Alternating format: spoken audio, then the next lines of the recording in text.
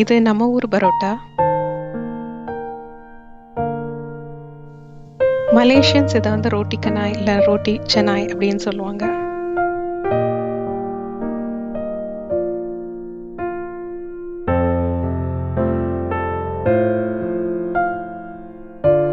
இதுக்கு நான் 250 ml water எடுத்திருக்கேன். 1.5 teaspoon salt, 1 tablespoon cooking oil, 2 tablespoons condensed milk. இதை மிக்ஸ் பண்ணி வைக்க போகிறோம். அண்ட் இந்த மெஷரிங் கப்பில் 4 cups மைதா மாவு எடுத்திருக்கேன். அதாவது 500 grams மைதா.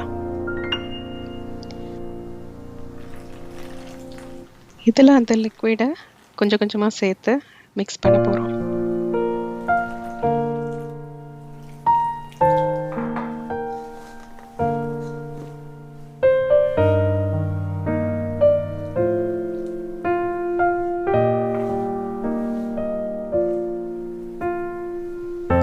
சைடில் எக்ஸ்ட்ரா 100 or 150 ml வாட்டர் வச்சுக்கோங்க. அதையும் கொஞ்சம் கொஞ்சமாக சேர்க்க போகிறோம்.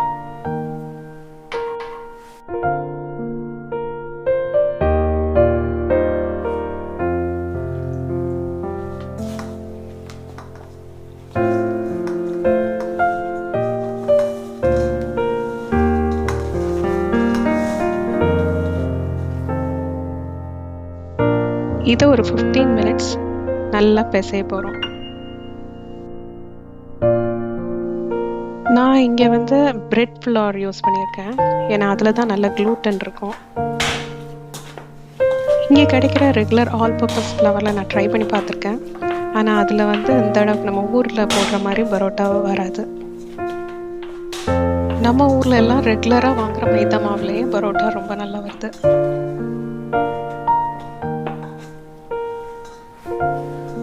பூரிக்கு மாவு பிசைகிற மாதிரி கொஞ்சம் கட்டியாகவே பிசைஞ்சு வச்சுக்கோங்க. இதை மூடி வச்சுருங்க. 1 hour ரெஸ்ட்டில் இருக்கட்டும்.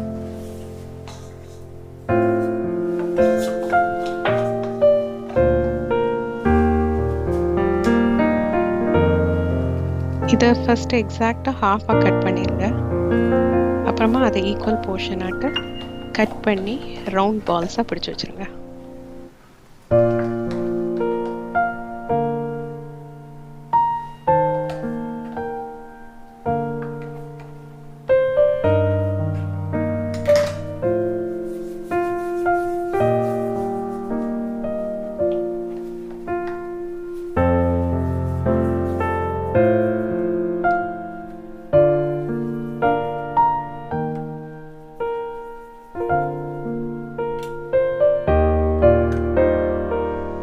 இந்த அளவு மாவுக்கு நான் இன்னைக்கு 16 பரோட்டாஸ், கொஞ்சம் சின்ன சைஸ் பரோட்டா 16 பரோட்டாஸ் பண்ணினேன்.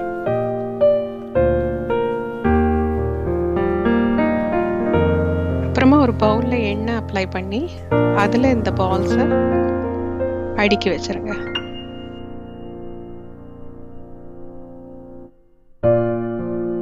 இதை மூடி போட்டு ஒரு 1/2 hour ரெஸ்ட்ல இருக்கட்டும். 1/2 hourக்கு அப்புறமா இதை வந்து சப்பாத்தி மாதிரியே ரோல் பண்ணி எடுக்க போகிறோம்.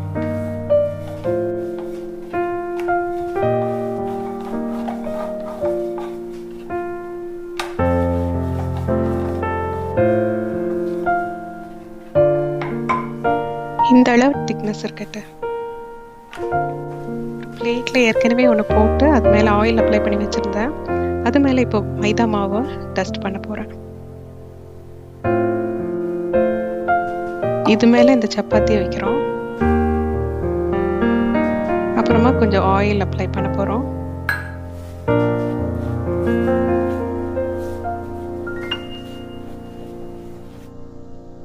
அதுக்கு மேலே கொஞ்சம் மைதா மாவு டஸ்ட் பண்ணுறோம்.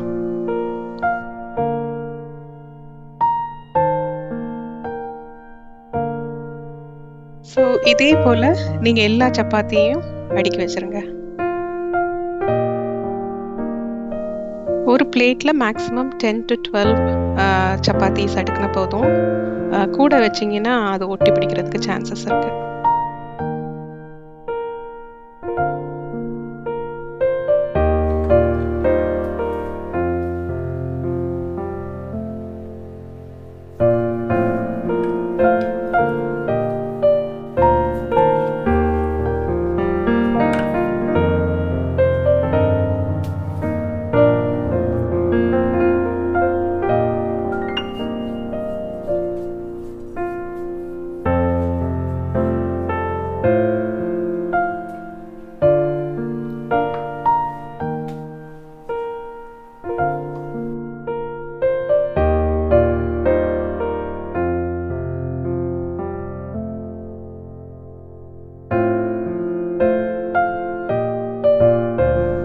கடைசி சப்பாத்தி மேலே ஜஸ்ட் ஆயில் மாத்திரம் அப்ளை பண்ணி மூடி வச்சுருங்க.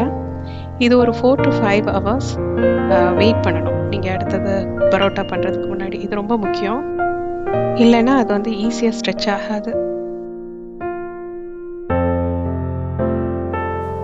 இது வந்து ஆஃப்டர் 4 hours.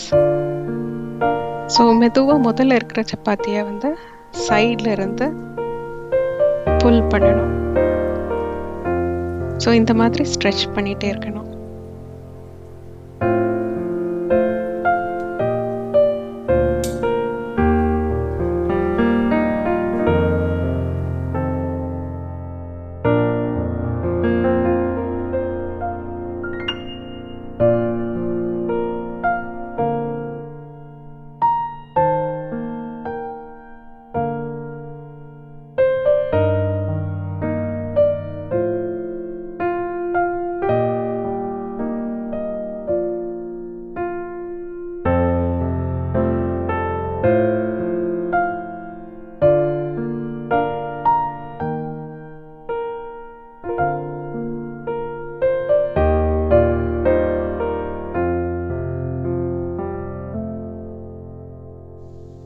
இதை தனியாக எடுத்து வச்சிருங்க.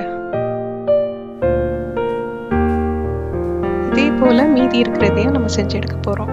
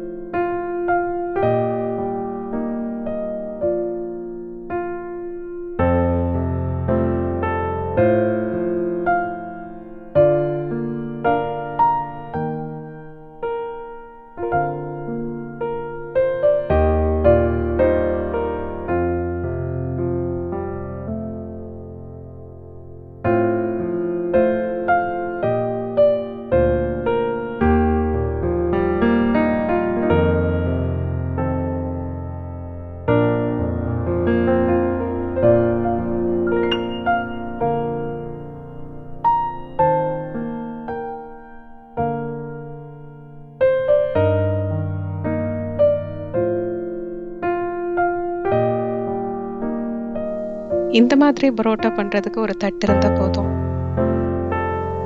நம்ம கவுண்டர்லாம் மெஸ்ஸி ஆகாது. இந்த மாவு ஊற ஊற நல்லா ஸ்ட்ரெச் ஆகி வரும்.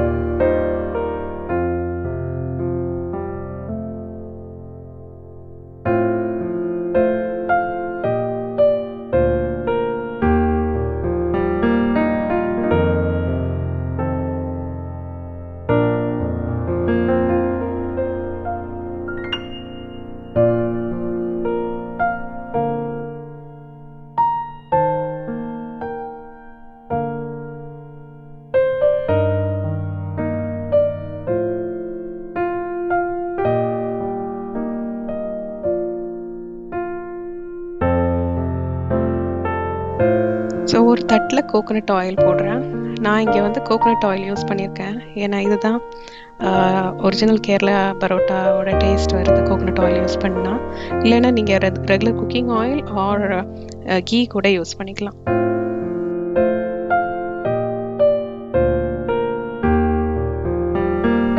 சுடுறதுக்கு முன்னாடி இந்த மாதிரி ஃப்ளாட்டன் பண்ணி வச்சிடணும்.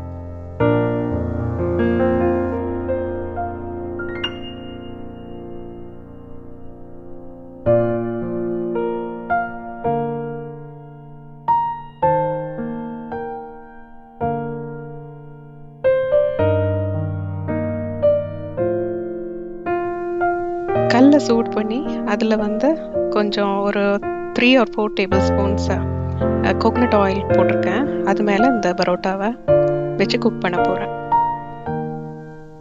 இதை வந்து மீடியம் ஹீட்டில் குக் பண்ணி எடுங்க. ஒரு சைடு குக் ஆனதும் அதை திருப்பி போட்டு இன்னும் கொஞ்சம் கோகனட் ஆயில் மேலே ட்ரிசில் பண்ணி விட்டுருங்க.